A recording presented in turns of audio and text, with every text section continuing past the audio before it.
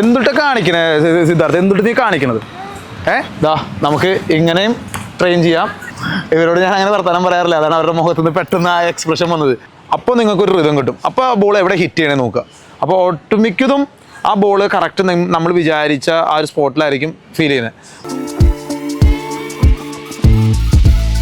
Hi, ഇന്ന് നമ്മൾ സംസാരിക്കുന്നത് കുറച്ച് സൈക്കോളജിയാണ്, ക്രിക്കറ്റിൻ്റെ സൈക്കോളജി. അതിലൂടെ എങ്ങനെ നമ്മുടെ പെർഫോമൻസ് നമുക്ക് ഡെവലപ്പ് ചെയ്യാൻ പറ്റും. സൈക്കോളജി എന്ന് പറയുമ്പോൾ വലിയ ഡെപ്തിലുള്ള സൈക്കോളജി ഒന്നല്ല, കുറച്ച് കാര്യങ്ങൾ ഫീലാണ്, ഫീൽഡ്സിനെ കുറിച്ചാണ്. അതായത് ഫീലിങ്സ്, നമ്മളുടെ ബോൾ ചെയ്യുമ്പോൾ, ബാറ്റ് ചെയ്യുമ്പോൾ, ഫീൽഡ് ചെയ്യുമ്പോൾ, അല്ലെങ്കിൽ ഓരോന്നിനും നമുക്കൊരു ഫീൽ കിട്ടും.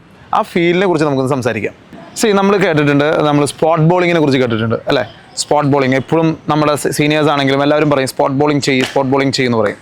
ശരിക്കും ഈ സ്പോട്ട് ബോളിംഗ് എന്നുകൊണ്ട് ഉദ്ദേശിക്കുന്നത്, അത് ബോളിങ്ങിൻ്റെ ഒരു കാര്യമാണ് സ്പോട്ട് ബോളിംഗ്. അതിനോട് ഉദ്ദേശിക്കുന്നത് അത് ആ ഒരു ഫീൽഡിലേക്ക്, ആ ഒരു സ്പോട്ടിലേക്ക് ബോൾ കണ്ടിന്യൂസ് ആയിട്ട് ഹിറ്റ് ചെയ്യുന്ന രീതിയിലേക്ക് നമ്മൾ ഇമ്പ്രൂവ് ചെയ്യുന്ന, അല്ലെങ്കിൽ നമുക്ക് അത് പറ്റുന്ന രീതിയിലേക്ക് നമ്മൾ വളരുക എന്നുള്ളതാണ് ഈ സ്പോട്ട് ബോളിംഗ് കൊണ്ട് ഉദ്ദേശിക്കുന്നത്. പക്ഷേ ഇത് ബോളിങ് തുടങ്ങുന്നത് തൊട്ട് അവസാനിക്കുന്നത് വരെ നമ്മളുടെ ബോഡിയിലെ ഓരോ പാർട്സും എങ്ങനെ മൂവ് ചെയ്യണേ എന്ന് നമുക്കൊരു ധാരണയില്ലെങ്കിൽ നമ്മൾ എത്ര 1000 ബോൾസും സ്പോട്ട് എറിഞ്ഞിട്ട് കാര്യമില്ല. സോ ബോളിംഗ് തുടങ്ങുമ്പോൾ തൊട്ട്, ബോൾ കയ്യിൽ കിട്ടുമ്പോൾ തൊട്ട്, ബോളിൻ്റെ ഗ്രിപ്പിംഗ് തൊട്ട് നമുക്ക് ഓരോന്നിനും നമുക്ക് എന്തുണ്ടാവണം, ഫീൽ ഉണ്ടാവണം.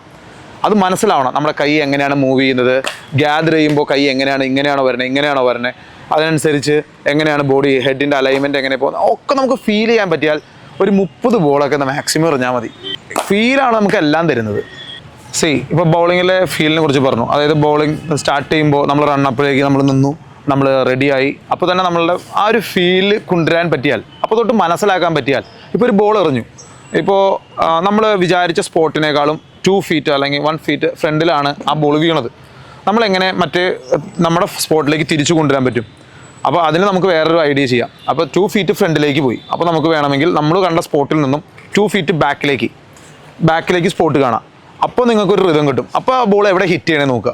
അപ്പോൾ ഒട്ടുമിക്കതും ആ ബോൾ കറക്റ്റ് നമ്മൾ വിചാരിച്ച ആ ഒരു സ്പോട്ടിലായിരിക്കും ഹിറ്റ് ചെയ്യുന്നത്. അപ്പോൾ നമ്മൾ മനസ്സിലാക്കേണ്ടത് നമ്മൾ എങ്ങനെയാണ് അതിനെ ഗ്യാദർ ചെയ്തത്, എങ്ങനെയാണ് അതിനെ അപ്രോച്ച് ചെയ്തൊരു രീതി. അപ്പോൾ ഇതേ സാധനമാണ് നമ്മൾ മാച്ചിലേക്ക് കൊണ്ടുവരേണ്ടത്. സമ്മർ വെക്കേഷൻ വരാണ്. എല്ലാവരും ഭയങ്കര ഡൗട്ട്ഫുള്ളായിരിക്കും എവിടെ, എങ്ങനെ എന്നുള്ളത്. ഈ സമ്മർ വെക്കേഷൻ ക്യാമ്പുകളാണ് ഓരോ പ്ലെയേഴ്സിനെ ഐഡൻറ്റിഫൈ ചെയ്യാനായിട്ട്, അല്ലെങ്കിൽ അവർക്ക് ആ ഒരു സമയത്ത് നമുക്ക് കോച്ചസിനെ ഐഡൻറ്റിഫൈ ചെയ്യാനായിട്ട് പുതിയ ടാലൻസിനെ കിട്ടുന്ന സമയം ഈ സമ്മർ വെക്കേഷൻ ക്യാമ്പുകളാണ്. എങ്ങനെ നിങ്ങളൊരു സമ്മർ വെക്കേഷൻ ക്യാമ്പ് സെലക്ട് ചെയ്യണമെന്ന് വെച്ചാൽ, തൊട്ടടുത്തുള്ള നല്ല സെൻറ്ററുകൾ, നല്ല കോച്ചസുള്ള, ഒരുപാട് ബാച്ചുകളുള്ള സെഷൻസുകൾ ഉള്ളിടത്ത് നിങ്ങൾ എന്ത് ചെയ്യുക, കുട്ടിയെ അഡ്മിഷൻ എടുക്കുക. എന്താ കാര്യം എന്ന് വെച്ച് കഴിഞ്ഞാൽ, എല്ലാവർക്കും അതായത് ഓരോ കാറ്റഗറിക്കും ഓരോ രീതിയിലായിരിക്കും ഓരോ അക്കാഡമി, അല്ലെങ്കിൽ ഓരോരുത്തർ അതങ്ങനെയാണ് ചെയ്യേണ്ടത്, ഓരോ രീതിക്കാണ് ചെയ്യേണ്ടത്. എല്ലാവർക്കും ഒരേ താലത്തിൽ വിളമ്പല്ല ചെയ്യുക, എല്ലാം ഡിഫറെൻ്റ് ആയിരിക്കണം. അപ്പോൾ ആ ഡിഫറൻസ് കിട്ടണമെങ്കിൽ, നിങ്ങളുടെ കുട്ടിയെ കുറച്ചും കൂടി അവർക്ക് കൺട്രോൾ ചെയ്ത് കാണണമെങ്കിൽ, അല്ലെങ്കിൽ അവർക്ക് നിങ്ങൾ കൊടുക്കുന്ന ആ എമൗണ്ടിന് അതിൻ്റെ ഒരു ക്വാളിറ്റി കുട്ടിക്ക് തിരിച്ച് കിട്ടണമെങ്കിൽ ഇങ്ങനെ സെൻറ്ററുകളിൽ നിങ്ങൾ വിടണം. ഒരുപാട് സെഷൻസ് ഉള്ള, ഒരുപാട് ഏജ് ഗ്രൂപ്പുകളെ ഡിവൈഡ് ചെയ്തിട്ട് സെഷൻ ചെയ്യിക്കുന്ന സ്ഥലങ്ങളിലായിരിക്കണം വിടേണ്ടത്. അത് എപ്പോഴും ശ്രദ്ധിക്കണം. ഇനി അവിടെ ചെന്ന് കഴിയുമ്പോൾ കോച്ചസ് പറയും നിങ്ങളുടെ കുട്ടി അടിപൊളിയാണ് എന്ന് പറയുകയാണ്, അല്ലെങ്കിൽ അവനൊരു എക്സ്ട്രാ ടാലൻ്റ് ഉണ്ടെന്ന് ആ കോച്ച് പറയുകയാണെങ്കിൽ നിങ്ങൾ എന്ത് ചെയ്യണം? നിങ്ങൾ അടുത്തത് കോച്ചസിനോട് സംസാരിക്കണം, അവന് ബാറ്റിങ്ങിലാണോ ബോളിങ്ങിലാണോ എന്നുള്ളത് ക്ലിയർ ആയിട്ട് തന്നെ ചോദിക്കണം. ക്രിക്കറ്റിൽ ഇതൊക്കെ എല്ലാം ചെയ്യണം, ബാറ്റ് ചെയ്യണം, ബോൾ ചെയ്യണം, ഫീൽഡ് ചെയ്യണം. പക്ഷേ എക്സ്ട്രാ നമുക്ക് എപ്പോഴും നമ്മുടേതാണെന്ന് പറയാനായിട്ടൊരു സാധനം ഉണ്ടാവണം.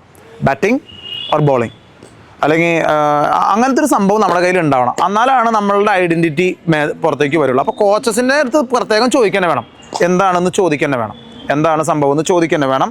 അപ്പോൾ കോച്ചസ് ക്ലിയർ ആയിട്ടുള്ള ഔട്ട്പുട്ട് തരും. ദെൻ അടുത്തത് നിങ്ങൾ ചെയ്യേണ്ടത്, ആ കുട്ടീനെ നമ്മൾ പറയും ഓടാൻ പഠിപ്പിക്കണം. നല്ല അത്ലറ്റിക് കോച്ചിൻ്റെ അടുത്ത് നമ്മൾ വിടണം. നല്ല അത്ലറ്റിക് കോച്ചിൻ്റെ അടുത്ത് തന്നെ വിടണം. നമ്മൾ കുറച്ച് പ്രൊഫഷണലായിട്ട് ചിന്തിക്കുകയാണെങ്കിൽ, നമ്മൾ ചുമ്മാ ടൈം അവൻ ആ സമയം മൊബൈലിൻ്റെ മുന്നിൽ ഇരിക്കണ്ട എന്ന് വിചാരിച്ചിട്ട് വിടുകയാണെങ്കിൽ ഇറ്റ്സ് ഫൈൻ, നോ പ്രോബ്ലം. പക്ഷേ നമ്മൾ ആ കുട്ടീനെ കുറച്ചും കൂടി പ്രൊഫഷണൽ രീതിയിലാണ് നമ്മൾ ഹാൻഡിൽ ചെയ്യാനായിട്ട് ഉദ്ദേശിക്കണമെങ്കിൽ അവനെ നിർബന്ധമായിട്ടും ഒരു ഓടാനായിട്ട് പഠിപ്പിക്കണം. നമ്മൾ പറയും എല്ലാ ഗെയിമിൻ്റെയും ഫാദർ എന്ന് പറയുന്നത് അത്ലറ്റിക്സ്. ഓടാനറിയണം, ആ സ്പീഡ് ഉണ്ടാവണം. ഇത് രണ്ടും, സ്പീഡൊക്കെ കുറേയൊക്കെ ബൈ ബർത്ത് കിട്ടുന്നതാണ്, പക്ഷെ എന്നാലും നമുക്ക് ഉണ്ടാക്കിയെടുക്കാൻ പറ്റും. ഇതൊക്കെ നമുക്ക് ചെയ്തെടുക്കാൻ പറ്റുന്ന കാര്യങ്ങളാണ്. അപ്പോൾ അത് നമ്മൾ പ്രത്യേകം ശ്രദ്ധിക്കണം. എന്നിട്ട് അതിനനുസരിച്ച് തന്നെ നമ്മളുടെ ക്രിക്കറ്റിംഗ് സെഷൻസും പ്ലാൻ ചെയ്യണം. ഒരിക്കലും ഒരു 2 വർഷം കഴിയട്ടെ, ഒരു 3 വർഷം കഴിയട്ടെ എന്ന് നിങ്ങൾ വിചാരിക്കരുത്. നമ്മളൊരു കാര്യം തുടങ്ങുകയാണെങ്കിൽ നമ്മൾ അതിന് വേണ്ടിയിട്ട് സൂപ്പറായിട്ട് തന്നെ അതിനെ അപ്രോച്ച് ചെയ്യുക. അപ്പോഴേ അതിന് റിസൾട്ട് ഉണ്ടാവുള്ളൂ, അല്ലെങ്കിൽ അതിനൊരു ഒരു ഗ്രോത്ത് നമുക്ക് കാണാൻ പറ്റുള്ളൂ.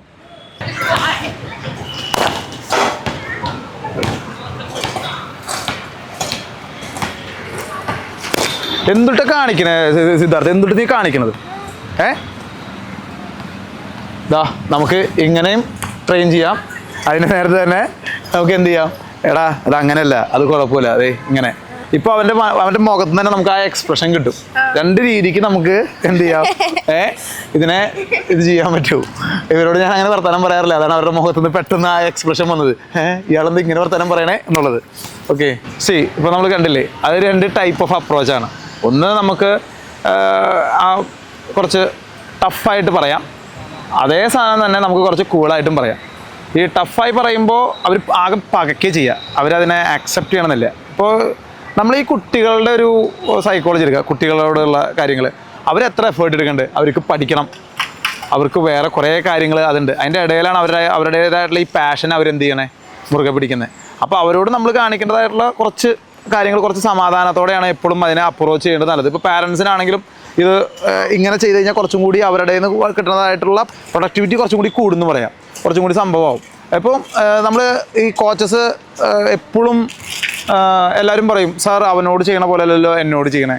എനിക്ക് തന്നെ കംപ്ലയിൻറ്റ് വന്നിട്ടുണ്ട്, സാർ എന്താ അവനോട് കുറച്ച് കൂളായിട്ട് വർത്താനം പറയണേ, സാർ എന്താ എന്നോട് അങ്ങനെ വർത്താനം പറയാത്തത് എന്ന് ചോദിച്ചിട്ടുണ്ട്. അതായത് നമ്മൾ ഓരോ കുട്ടികളോടും ഓരോ ടൈപ്പിലായിരിക്കും നമ്മൾ സംസാരിക്കുക, ഓരോ ടൈപ്പിലായിരിക്കും അവരോടുള്ള അപ്രോച്ച് ഡിഫറെൻ്റ് ആയിരിക്കും. നമ്മൾ തമാശക്ക് വരില്ലേ, ഇൻവെർട്ടറായിട്ടുള്ള ആൾക്കാരുടെ അടുത്ത് നമ്മൾ കുറച്ച് ഒന്ന് കാണിച്ചു കഴിഞ്ഞാൽ അവനത് അങ്ങനെ തന്നെ നിൽക്കുള്ളൂ. അപ്പോൾ അവനങ്ങോട്ട് തിരിച്ചു പിടിക്കണമെങ്കിൽ അവൻ്റെ കൂടെ അവൻ്റെ കാര്യങ്ങൾ ചെയ്ത് അവനാണ് ആ ഇൻട്രോവേർട്ട് ആയിട്ടുള്ള കുട്ടികൾ കറക്റ്റായിട്ട് ഇങ്ങോട്ട് നമ്മുടെ അടുത്തേക്ക് എത്തുള്ളൂ. അപ്പോൾ ഇതൊക്കെ ഒരു സ്ട്രാറ്റജിയാണ്. ഇപ്പോൾ കോച്ചസ് ആണെങ്കിലും ആരാണെങ്കിലും ഈ ഒരു സൈക്കോളജി എന്ന് പറയുന്നത് ഭയങ്കര ഇമ്പോർട്ടൻറ്റ് റോളാണ് ഒരു പ്ലെയറുടെ അല്ലെങ്കിൽ ഒരു ഹ്യൂമൻ്റെ. ആർക്കാണെങ്കിലും ആ സൈക്കോളജിക്കലി ഭയങ്കര വലിയൊരു റോളാണ് അവർ വഹിക്കുന്നത്. നമ്മൾ സമ്മർ ക്യാമ്പിനെ കുറിച്ചൊക്കെ പറഞ്ഞു. അപ്പോൾ അതിൽ കൂടുതലായിട്ടും ഫോക്കസ് ചെയ്യേണ്ട ഒരു കാര്യം എന്ന് വെച്ച് കഴിഞ്ഞാൽ നമ്മൾ ഗെയിം ബാക്കിയുള്ള കാര്യങ്ങൾ സ്കില്ല് അതൊക്കെ ഉണ്ടെങ്കിലും നമ്മളുടെ ഗെയിം മാച്ചിൽ സെൽഫ്ലെസ് ആയിട്ട്, അതായത് സെൽഫിഷ് ആവാതെ എങ്ങനെ ബിഹേവ് ചെയ്യാൻ പറ്റും, ടീമിന് എങ്ങനെ കോൺട്രിബ്യൂട്ട് ചെയ്യാൻ പറ്റും. ഏറ്റവും നല്ല ഉദാഹരണം നമ്മൾ സഞ്ജുവാണ്. സഞ്ജുവിൻ്റെ എപ്പോഴും ഉള്ള ഒരു ആറ്റിറ്റ്യൂഡാണ്. ഇപ്പോൾ ഭയങ്കര സെൽഫ്ലെസ് ആണ്. അയാൾക്ക് ടീം ജയിച്ചാൽ അയാൾക്ക് കിട്ടുന്ന ഒരു സന്തോഷം അതൊന്ന് വേറെയാണ്. ആ സന്തോഷം നമുക്ക് കിട്ടാനായിട്ട് പറ്റണം. നമ്മുടെ മുന്നിൽ നല്ലൊരു എക്സാമ്പിൾ കിടക്കണം. നമുക്ക് ഏറ്റവും സിമ്പിളായിട്ട് പറയാൻ പറ്റുന്ന, നമുക്ക് വളരെ അടുത്തറിയുന്ന സഞ്ജുവിനെ നമുക്കറിയാവുന്നതുകൊണ്ട് പറയണം. ആളുടെ ഒരു ആറ്റിറ്റ്യൂഡ് അങ്ങനെയാണ്. അതായത് കളി ജയിച്ചാൽ അയാളുടെ ഹാപ്പിനെസ് വരുന്നത്, അയാൾ 200 അടിച്ചോ അല്ലെങ്കിൽ ഒന്നും ചെയ്തില്ല, അതൊന്നുമില്ല. കളിക്കുമ്പോൾ സെൽഫ്ലെസ് ആയിട്ട് എന്ത് ടീമിന് കൊടുക്കാൻ പറ്റുമോ അതേപോലത്തെ ഒരു ആറ്റിറ്റ്യൂഡ് നമ്മൾ ഇപ്പോൾ തൊട്ട് ക്രിയേറ്റ് ചെയ്ത് കഴിഞ്ഞാൽ ദാറ്റ് വിൽ ഹെൽപ്പ് യു. നമ്മൾ ഈ ഒരു സൈക്കോളജി അല്ലെങ്കിൽ അവരുടെ ഒരു പേഴ്സണൽ ആക്സെപ്റ്റിൽ നമ്മൾ ആ ഇമ്പ്രൂവ്മെൻറ്റ് കൊണ്ടുവരാൻ വേണ്ടിയിട്ട് പാരൻസിനെ എന്തൊക്കെ ചോദിക്കുക എന്നുള്ളത് വെച്ചാൽ നിങ്ങൾക്ക് വേണമെങ്കിൽ ഇതൊക്കെ ട്രൈ ചെയ്യാം. ക്യാമ്പ് കഴിഞ്ഞ് വരുമ്പോൾ ഇന്ന് എന്തൊക്കെ ഉണ്ടായി എന്നുള്ളത് നമ്മൾ ചോദിക്കും. യൂഷ്വലി നമ്മൾ സ്കൂൾ വിട്ട് വരുമ്പോൾ എടാ ഇന്ന് എന്തൊക്കെ ഉണ്ടായെന്ന് ചോദിക്കുന്ന പോലെ തന്നെ എടാ ഇന്ന് എന്തൊക്കെ ഉണ്ടായി എന്നൊക്കെ. അപ്പോൾ എന്തായാലും എല്ലാ ക്യാമ്പുകളിലും ആ ഒരു സെഷൻ്റെ ഒരു ½ ആൻ അവർ മാച്ചസിന് വേണ്ടിയിട്ട് മാറ്റി വയ്ക്കുന്നുണ്ടാവും. അപ്പോൾ ആ മാച്ചിൽ നമ്മൾ ചോദിക്കേണ്ടത് പെർഫോം ചെയ്തോ എന്ന് ചോദിക്കാം, അവരോട് ചോദിക്കണം, അവരുടെ പെർഫോമൻസിനെ കുറിച്ച് ചോദിക്കണം. ഒപ്പം നിൻ്റെ ടീം എന്തായി, ജയിച്ചോ? അതായത് നീ 50 റൺ അടിച്ചു, ടീം തോറ്റു, കാര്യമില്ല. അപ്പോൾ അവൻ്റെ ഉള്ളിലേക്ക് നമ്മൾ കൊടുക്കുകയാണ്, ഞാൻ 50 അടിച്ചുകൊണ്ട് മാത്രം കാര്യമില്ല, എൻ്റെ മാത്രം പെർഫോമൻസ് കൊണ്ട് ടീമില്ല. ടീം പെർഫോം ചെയ്താലേ നമുക്ക് അടുത്ത ലെവൽ മാച്ച് കിട്ടുള്ളൂ, അടുത്ത സ്റ്റേജിലേക്ക് കയറാൻ പറ്റുള്ളൂ, അപ്പോൾ എന്നാലാണ് നമുക്ക് കൂടുതൽ മാച്ചസ് കിട്ടുള്ളൂ എന്നൊക്കെയുള്ളൊരു തോന്നലുകൾ അവർക്ക് ഉണ്ടാക്കി കൊടുക്കാനായിട്ട് പറ്റും. അപ്പോൾ അവർ ഈ പറയുന്ന ക്വാളിറ്റിയിൽ അവർ ഇമ്പ്രൂവ് ചെയ്യും.